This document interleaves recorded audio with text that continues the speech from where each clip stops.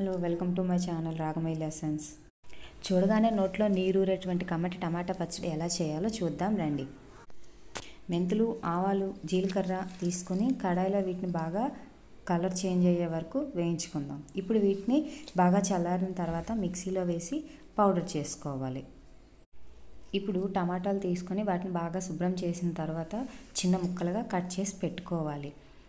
ఇప్పుడు కడాయిలో 2 table spoon నూనె వేసి ముక్కలుగా కట్ చేసిన టమాటాలు వేసుకొని నిమ్మకాయ సైజ్ అంత చింతపండు తీసుకొని టమాటా ముక్కల్లో వేసి బాగా మగ్గనివ్వాలి. ఒక 10 నిమిషాల తర్వాత ఇలా మగ్గిన టమాటాని మిక్సీలో వేసి చల్లారిన తర్వాత బాగా పేస్ట్లా చేసుకోవాలి.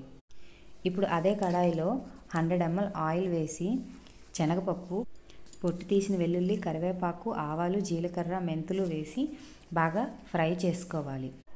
తర్వాత ముందే పౌడర్ చేసి పెట్టుకున్న ఆవు పొడి, 2 టేబుల్ స్పూన్ల ఇంట్లో తయారు చేసుకున్న కారం వేసుకోవాలి.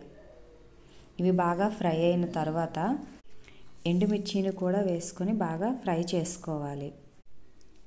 ఇవి బాగా ఫ్రై అయిన తర్వాత పేస్ట్ చేసిన టమాటా ప్యూరీని కూడా కడాయిలో వేసుకొని బాగా ఫ్రై చేసుకోవాలి.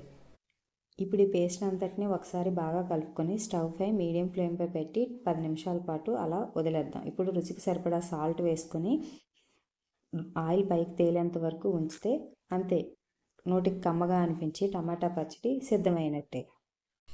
సాటిస్ఫై మూమెంట్ ఏంటంటే తయారు చేసిన పచ్చడిని నీట్గా బాక్స్లోకి ట్రాన్స్ఫర్ చేసుకోవటమే. Thanks for watching. Please subscribe.